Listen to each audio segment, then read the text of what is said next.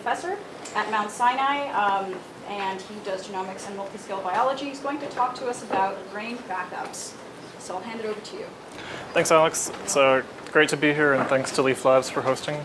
And I'll get right into it. So I'm a professor at Mount Sinai, and I have a startup company that does connectome imaging. It's called Brain Backups for obvious reasons that I'll get into. A little bit about me.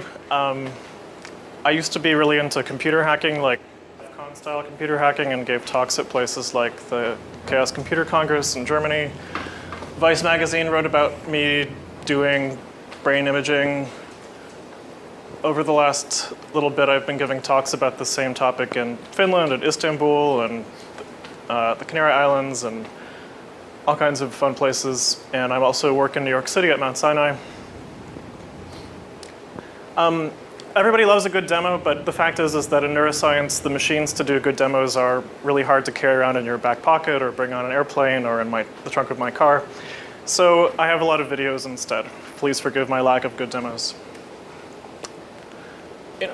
Stuff like, and in addition, many of the experiments require animals, and if you've ever worked with animals, they live in a very tightly controlled area of the facility called the vivarium, and you have to go through many months of training to get access to the vivarium, and I just can't bring animals around with me. And when I have it, it was a really bad idea. But you may have seen little experiments like this where instead of putting a mouse in a maze, you put a mouse in a virtual environment and he runs on a little ball.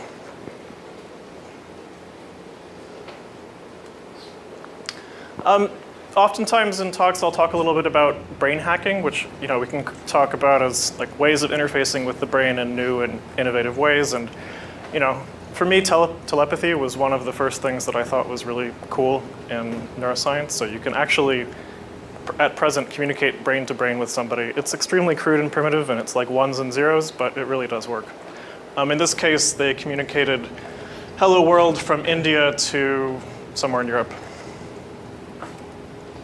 In addition, people are often skeptical of uploading, which in this case would be like uploading your brain to a supercomputer or a server or something like that. And the fact is it's already happened. And so if you go to brainmap.org, a little while ago, a large group of scientists put together the first complete upload of a whole human brain. It wasn't, and it was actually at a full cellular resolution. So every single cell in the brain was uploaded in this atlas, and it's freely available to anyone. You can scroll through the whole human brain. It was a lady who passed away in her mid-30s, so it's only one brain, but it's a really amazing data set. In addition, it doesn't have any specific contrast, so you just see general contrast of the cell bodies, so you see blacks and whites and outlines of cells. So in our view, it lacks this information about densities of receptors, density of transporters, and more local chemistry. I often get asked, what is a brain backup and why should I care? Well, a brain backup, famously, people have said that the connectome encodes who you are. So the brain backup is the connectome, it is who you are.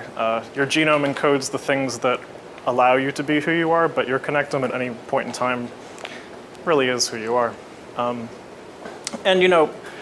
There are people who work on this from health aspects, whether it's Alzheimer's or Parkinson's or dementia. There are people who obviously work in the educational field, trying to get information into people's brains and then back out for God knows what reason. People do technology of how you could have a virtual assistant or an AI or a robot or, like the bouncing paperclip in Microsoft could be encoded by a brain image. Entertainment, VR currently interfaces through your eyes and other sensory organs. If you could interface directly with those sensory organs, it might work as well. And business, you could communicate from brain to brain, which would alleviate the need to have like a little piece of glass in your pocket. Again, I'll put the criticisms up front. I get a lot of, I don't believe you, you don't know what you're talking about, so on and so forth. That's fine. But there's tons of information that I will provide to you that I hope will perhaps inform you, or at least steer this audience in that direction. So in 2014, The Telegraph wrote a paper about how a supercomputer modeled 1 second of human brain activity. If you run through the math, that makes it maybe 2,000 times slower than real time. So if you look at how much time it took for current CPUs or our current type of CPUs to get 2,000 times faster, that might only require an acceleration or an amount of time equal to 10 to 12 years. The second thing is, I want to put up front what is a connectome, what does it look like in terms of like an Excel spreadsheet or a database file. And this is a real connectome. This is the connectome of the C. elegans flatworm. And it's an Excel spreadsheet. It's 5 columns, 303 rows. And what it shows is the origin of the connectivity of all the neurons. So the origin, the target, the type, how many connections there are, and what is the neurotransmitter along that connection. The human brain has about 86, yeah, there's a question? Do you put the strength of the connection in the connectome? Yes, that's a great point. So the strength of the connection or the synaptic weight or just generally the strength is also a very key component. So as you learn something, you get better and better at doing that thing, and it's encoded in the strength of the synapse or the strength of the connection. So yes, I would love to have the strength of the connection. I'm not sure if in C. elegans it really matters. So I don't think it does actually, but it does certainly in people. Is this the minimum number of dimensions you need to encode a connectome, or can you kind of continually add more dimensions? Of course, yeah.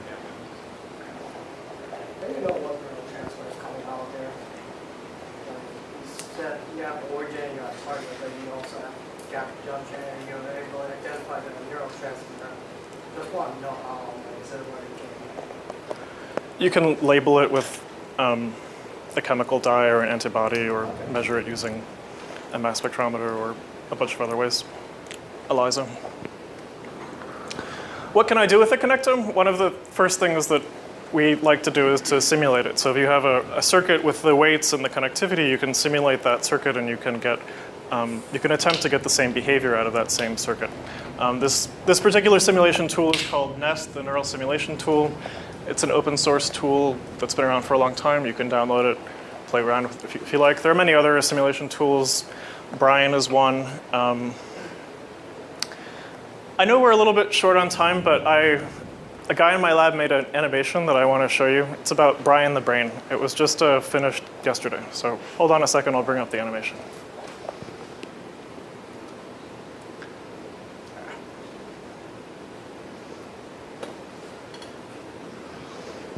Sorry.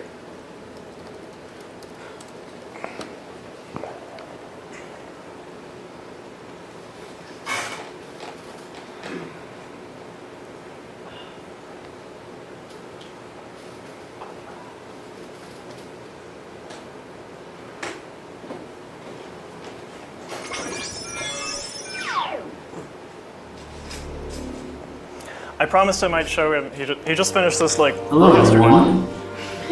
My name is Brian, and welcome to Brain Backups. I'm sure you're all wondering, what is Brain Backups and what do we do? Well, that's why I'm here. Follow me. As you look around you, you're inside me. Inside the brain, those tree-like structures are called neurons. There are around 100 billion neurons in the human brain. Each one of those neurons responds and transmits signals to one another. The neuron is made up of several parts that help transmit and receive these signals. A neuron first receives a signal from something called a dendrite. As you can see from the animation behind me, the dendrites are the branches that are extruding out of the center of the neuron.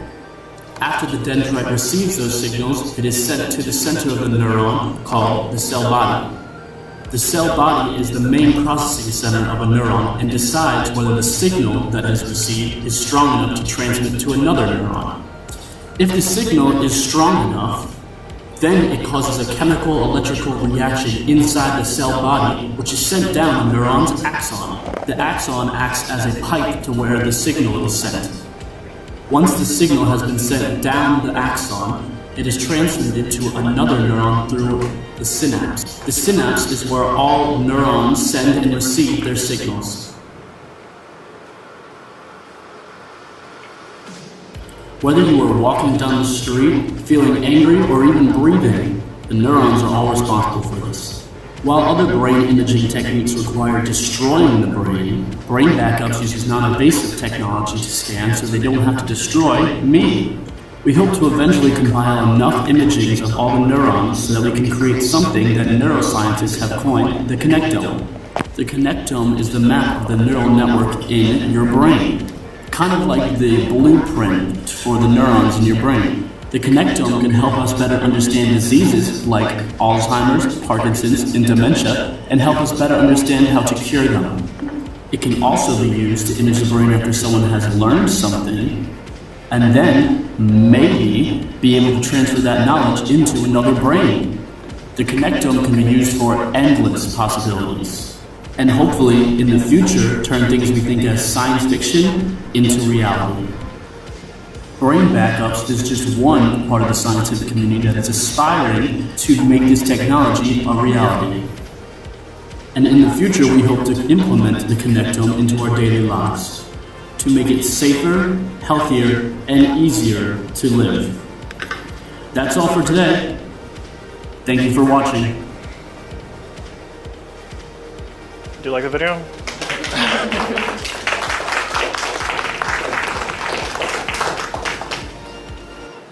It's the work of Chris Seidel, a very talented animator.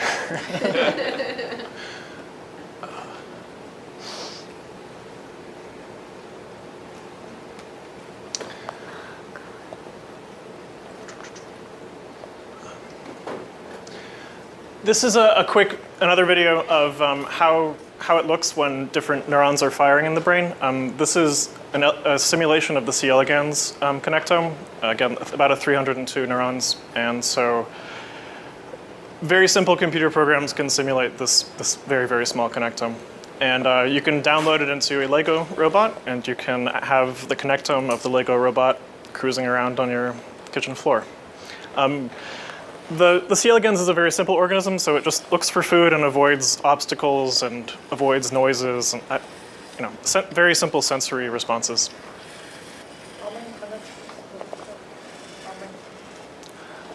I don't know how many connections, but it's about 300 neurons.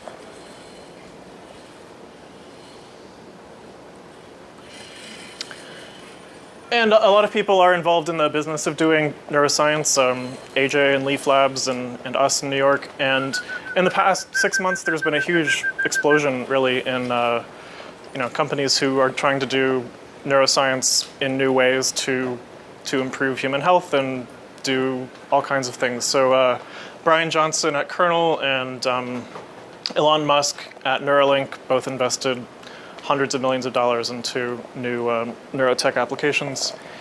And it's really a very expensive endeavor. It's very expensive to run a neuroscience lab and do meaningful work. What do you think of their efforts? I don't want to get into it right now, but we can talk later.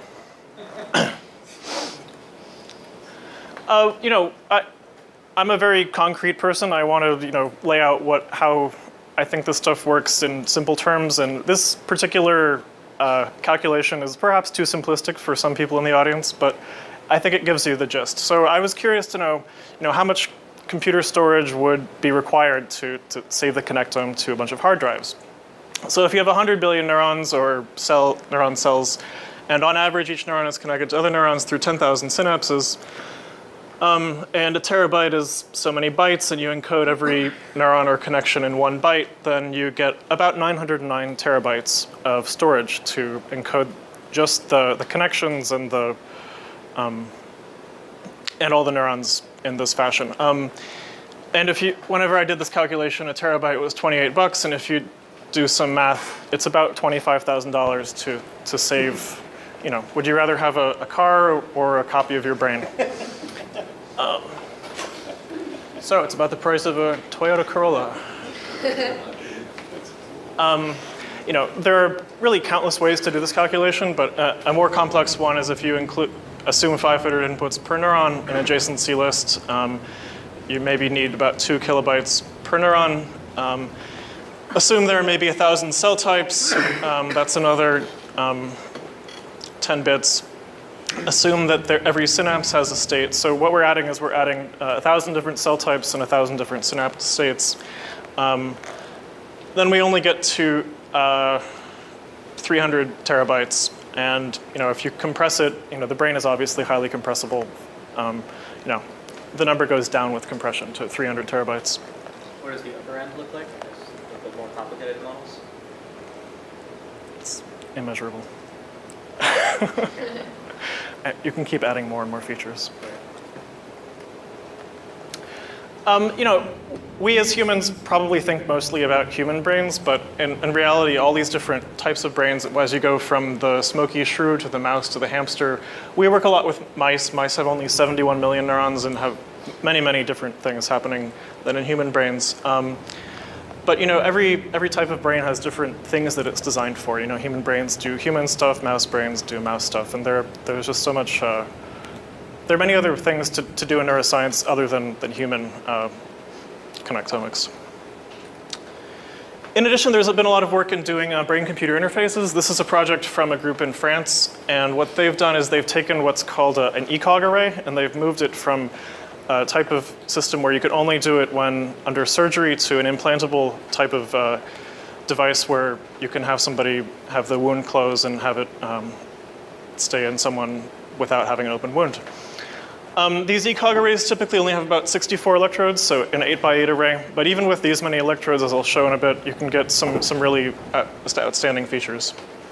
It's currently going through trials in France right now. I might optimistically say it might be approved in France in a year and a half, something like that. It's hard to say. And many people get into this through these commercial EEG headsets. EEG headsets are put on the surface of the brain or the scalp and only measure field effects at the surface of the skull, and the effects are really difficult to analyze. However, I was able to control a synthesizer with one. So this is a guy controlling a synthesizer with a commercial EEG headset. It works better if you don't have any hair. That's why this guy is my test subject. So that noise in the background is him controlling the synthesizer with his headset.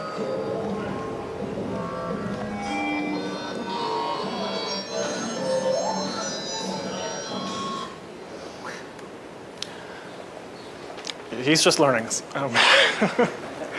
It would probably be pretty awesome to make a Wi-Fi connected brain. So you could do ifconfig brain 0 up and just bring up your. China could give you mental illness just for kicks. Yeah, and you'd get the Chinese version because it's 10 times cheaper, and it would send all your brainwaves back to mainland.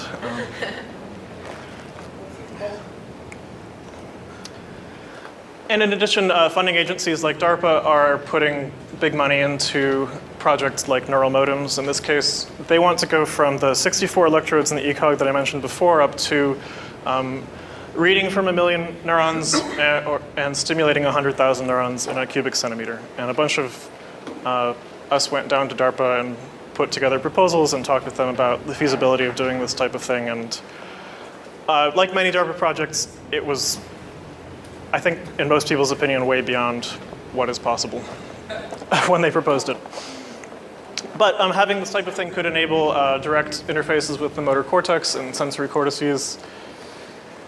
How do people do connectome mapping today? Really, it's very slow, very expensive, very destructive. It's all ex vivo, and usually it consists of slicing pieces of tissue, putting them on a microscope, and imaging them. And is 1 million a special number for some reason? Is that a it's a round number. or something? Or No, it's arbitrary. it's a round number? Yep. And companies like 3Scan have seen how histology, which is the analysis of pieces of tissue, is ripe for disruption, and technologies like the knife-edge scanning microscope are pushing sort of faster slicing methods to do imaging of tissue. In addition, people are really interested in ways to use DNA sequencing to do connectomes in one step, and one way to do this would be to have a pseudo-rabies virus, which is a rabies-type virus that you would inject into a brain, and then the rabies virus would infect the neurons, and it would deposit barcodes in all the neurons. Then you'd crush up the brain, and you'd sequence it, and by reading out where the barcodes were transmitted, you'd actually, like, in one step, get the complete connectome. There are many, many difficulties with this system, but the obvious advantage is that it's very, very cheap, given the price of current DNA sequencing. One of our approaches is to use contrast agents to do in vivo imaging. We do this using ligands and contrast-providing agents. And a couple cool clips. In this case, fMRI was used to decode what people were looking at. So people were presented with images inside an fMRI machine, and a model was built, and then they reconstructed what someone was looking at based on that model. Weren't they YouTube videos? Yes, this was a group at Berkeley a couple of years ago.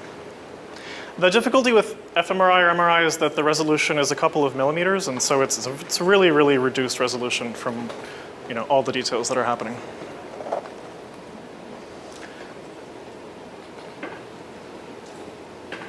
So that last one was electrodes implanted in the cortex? No, it was fMRI. fMRI. Yes. And this one was using the ECOG array that I mentioned, so a 64 electrode array that's placed on the auditory cortex. And again, a model reconstructs what the auditory images are saying here. Sorry, I won't talk over it.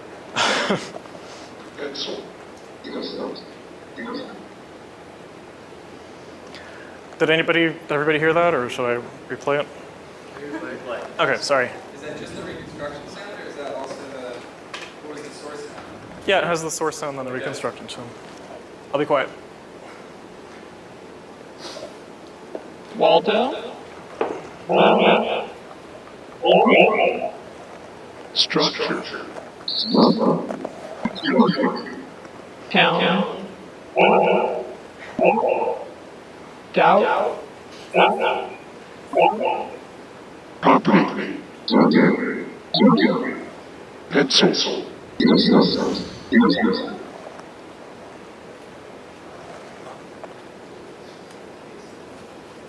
just reconstructions of neural network models, or? They have a piece of MATLAB code, and it just, yeah. Magic happens. So what the goal is to take things like these optical images and electron microscope images and figure out ways to get enough information using in vivo or non-destructive methods. And so we've been hitting our head against the wall on this problem for quite some time. But this is sort of the gold standard of what we would like. So what this is an electron microscope image with quantum dots or just gold nanoparticles that are labeled with glycine receptors. And so what you see are all these little black dots are where the glycine receptors are. So if you have a map where all the glycine receptors are, where all the dopamine receptors are, where all the serotonin receptors are, you have the metadata about the neurons that you need to make a meaningful connectome. And the way that we do this is by making ligands for all of the different subtypes of these receptors. So it turns out that there are many different subtypes of glycine receptors and dopamine receptors. Here there are 5 different types of dopaminergic receptors: D1, D2, D3, D4, D5. There are a bunch of different types of adrenergic receptors, many types of GABAergic receptors, and so forth.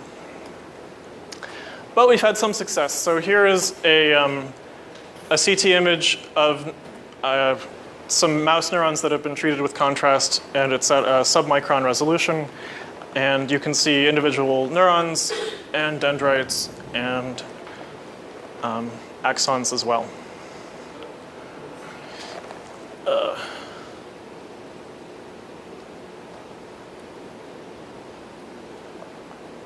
So CT is computed tomography, or it's like a 3D X-ray. What you do is you bounce photons in the X-ray spectrum off a sample. The shortcoming of X-ray CT, as you may well know, is that it causes ionizing radiation. So CT scans are kind of like, what we want to do is we want to get the radiation dose similar to a transatlantic flight. So, something that is safe. But here's some new data. I mentioned this to a couple of people earlier. We took this image last week. This is a whole rat brain vasculature. imaged at once in 30 minutes at a 20 micron resolution. To our knowledge, this is one of the only whole rat brain vasculatures that have been imaged at this resolution to date.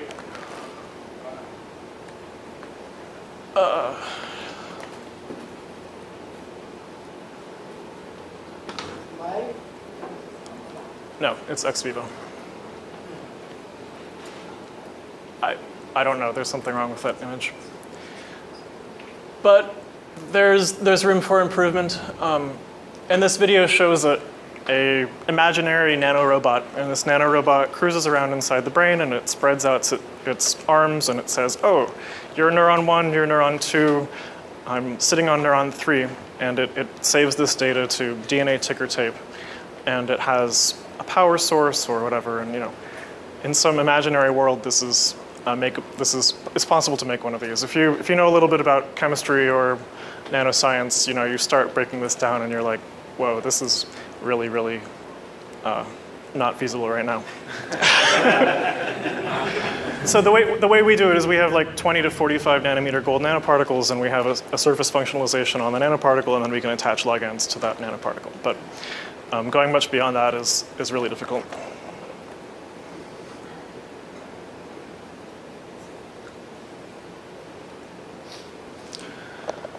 And this is a volumetric EM stack, and in this case, what is traced out are all of the synapses. So the synapses in this image are these red pancakes, which you'll see reconstructed shortly.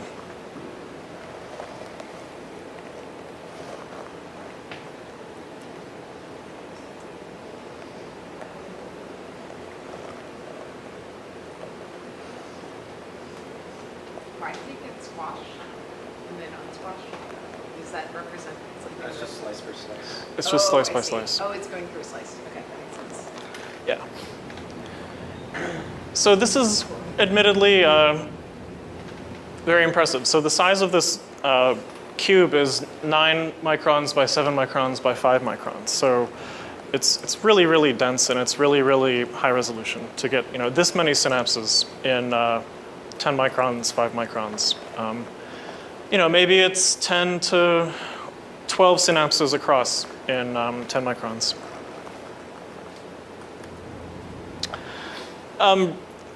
Philosophers and others are curious about, why do you think that you can simulate brains anyway? There are many approaches to, this. One approach is to look at mathematical logic and computability theory, and there's a theorem in computability theory that says that if there's a finite set of bits, it can be simulated, period. So obviously the brain is a finite set of bits, therefore it can be simulated. Other people say that there are quantum effects, and quantum effects can be modeled as well. Other people are really anti-brain imaging. They feel like I don't know, I'm not a philosopher, but maybe there's some part of philosophy where you should separate the brain from, I don't know, knowledge of the brain from use of the brain or something like that. But I work in a hospital, and if we could image the brain better, we could make people better. Like, there are so many ways. Just figuring out which drugs work for Alzheimer's patients or dementia patients or Parkinson's is really important. Now in the future, in 2017, there are big concerns about AIs. Brain imaging can save us from the AIs, or at least it's worth trying. So I hypothesize that if you go over time and computer performance is, maybe in some cases human performance exceeds computer performance, but there are many cases where computer performance exceeds human performance. But with, the perfect connectome in the future, human performance will again exceed machine performance. Why do you say that? Because I believe it's true. Do you have any logical, scientific reason for making that conclusion? Can you give me some more background about what you're... You're saying that in the future, human performance will always outperform machine performance? Is that what you said? Really what I'm saying is that without knowledge of the connectome, it's hopeless. Oh, but with connectivity, Yes. then it would be possible. Yes. Okay, we're on the same page. Yeah. What's next? I think that there's going to be a lot of work in implanted CPUs with databases of neural codes. Neural codes are ways that different regions of the brain communicate with other brain regions. So neural codes go from your ears to the rest of your brain, or your eyes to the rest of your brain, and many other pieces of the brain. Using deep learning to improve interfaces, using electrophysiology arrays to parts of the sensory motor cortex, artificial intelligence and machine learning to trace neurons and axons in the image stack. I think the neuromodem thing is it's fantastic that DARPA has put this much resources behind it, and one of the key things is microelectronics manufacturers, they need a certain volume in order to make good sense for their business, and I think that they may actually get to that volume if DARPA supports it at this level. And lastly, brain backups, $4,000, which will save us from the AIs. I'd love to thank NeuroTech Boston and our sponsors, and whoever brought the beer and pizza as well. It's your sponsors.